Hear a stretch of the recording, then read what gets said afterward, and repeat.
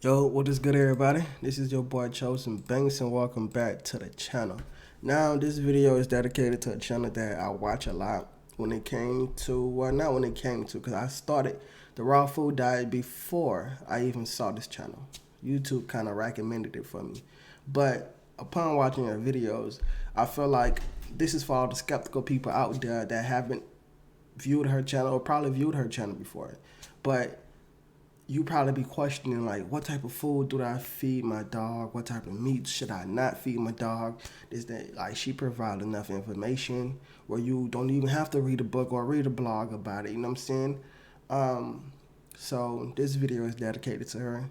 She should be teaching you guys a lot. If she doesn't, you guys can go watch my other videos and pick up on a lot of other things too. I also have videos where I personally feed my dogs raw food.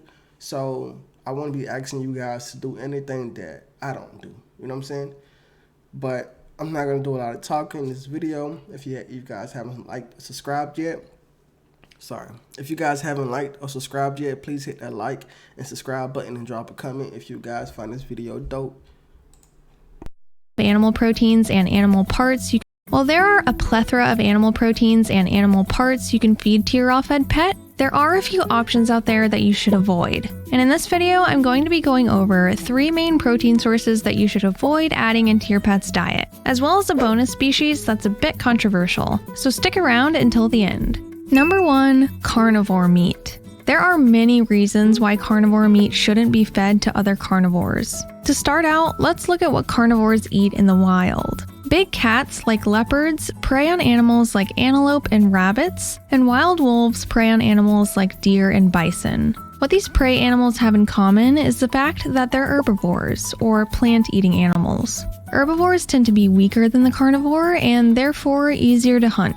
Carnivores may put up a much bigger and more dangerous fight if hunted, which results in more energy or calories they would have to expend fighting. Carnivores in the wild have also been observed avoiding other carnivorous animal carcasses, especially ones of their own species. In 2017, a study led by researchers from the University of Granada examined carnivores and their interactions with carcasses. The study proposed that the probability of contracting pathogens when consuming meat from other carnivores, especially of their own species, was greater compared to herbivore carcasses, and could potentially endanger their life. The results showed that the percentage...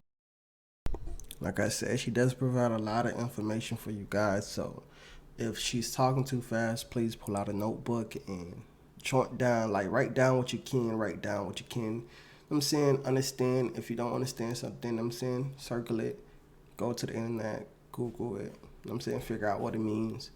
She does provide a lot of information, and she do talk kind of swiftly, but it's very informational. Of consumed mass was substantially higher with the herbivore carcasses than the carnivore carcasses, and the area of the herbivore carcasses had a lot more traffic as well. Additionally, they did not witness any cannibalism. Because of instances like this, it's suggested that carnivores have learned through evolution to discern safe and unsafe carcasses, most likely from the smell. Along with pathogens, another major danger to add to the list is biomagnification. Biomagnification is the process by which the concentration of heavy metals, radioactive compounds, and toxins within the animal's body increase as you go up the food chain. When predatory animals consume their prey, they're also absorbing all of the toxic chemicals within the body, which build up in their system through bioaccumulation. For example, plants absorb these toxins and metals from the soil, then get consumed by herbivores, which are then eaten by carnivores. This results in carnivorous meat having a much higher amount of heavy metals and toxins, which cannot be destroyed by cooking. When it comes to omnivores, it's a little different. While omnivores do eat meat, the primary energy source comes from fruits, vegetables, and grains, and therefore biomagnification is less of an issue. So what does this all mean for your pet? If your dog went out and killed a fox, they may have had success killing it, but feeding the fox's meat still poses the risk of pathogens from parasites. What if you were given carnivore meat from a hunter that properly cleaned and froze the meat accordingly?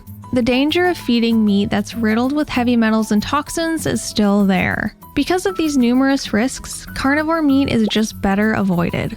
Number 2, predatory fish. While feeding fish is important in providing omega-3s to the raw diet, you need to know which fish are beneficial and which fish can cause mercury toxicity.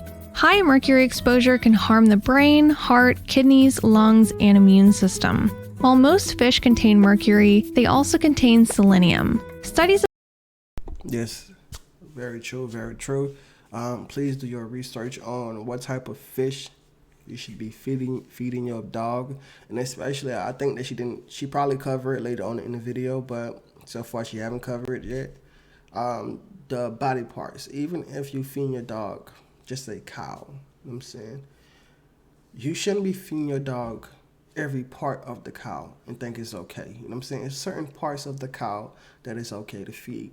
And pigs, I wouldn't feed my dog pig. Anything pork, I wouldn't feed my dog at all, because it's not healthy for human beings to eat pigs, pork, so I wouldn't even feed my dog pork. But it's your decision, your dog, your life, you know what I'm saying? So whatever you choose to do, just think about the dog, health issues. But like I say, very informational. have shown that selenium can counteract mercury toxicity and prohibits its ability to lodge into fatty tissue. This antidotal effect was discovered in the 1960s and has been since confirmed in all investigated species of mammals, birds, and fish. For this to work, though, the fish should have a higher amount of selenium than it does mercury. Larger predatory fish like swordfish, tuna, and sharks have a higher amount of mercury than they do selenium, which makes it very difficult to provide enough selenium for protection against mercury toxicity. Because of this, it's best to avoid feeding these fish altogether. Number 3, wild hogs. In the United States and Europe, it's highly recommended to not feed wild hogs for a variety of reasons. A major one being pseudorabies, or Odrzyjski's disease, which is 100% fatal in pets. This disease is freeze-resistant and can only be destroyed by being cooked above 160 degrees Fahrenheit.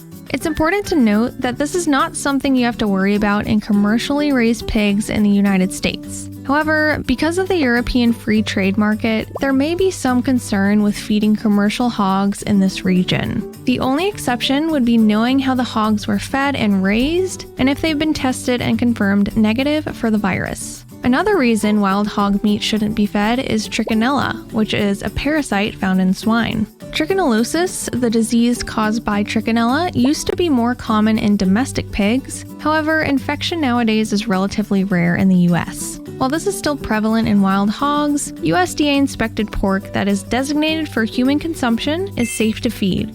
Finally, onto a bonus animal that I see some controversy over: amphibians. These animals have a very porous, permeable skin, and the primary barrier that allows transdermic absorption is much thinner in amphibians like frogs, which is often the amphibian fed in the raw diet.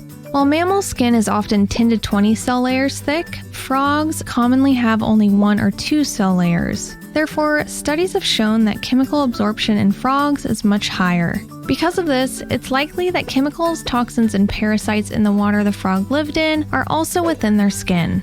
Many ferret raw feeders add frog legs into their protein rotation, as amphibians are animals that mustelids prey on in the wild. Frog legs found in stores are skinned and farm-raised for human consumption, so in theory, there shouldn't be any toxins within their muscle meat. But to guarantee this, you would need to find out where they were sourced from and what conditions they were raised in. Curious about what animal proteins should be fed in a raw diet? So I highly suggest you guys go give her channel a watch. You know what I'm saying? She really does teach us a lot. You know what I'm saying?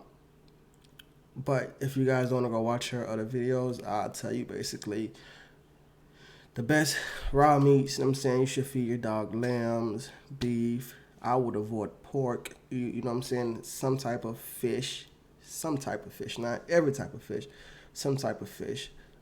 Basically I mainly feed my dog beef, sometimes lamb, but for the beef and chicken.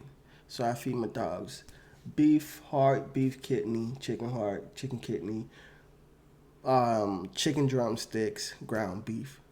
That should start you off. And then you can venture out to whatever style you want to. You know what I'm saying? It's your style. You know what I'm saying? When you feed your dog ground meat, it's your ground meat. raw meat is your style. Make it into your own way where, I'm saying, it's your own little style type of vibe. But that is the end of the video, you guys. Do me a favor, hit that like and subscribe button and join the family. And we out. That should be the end of the video for the day. We out.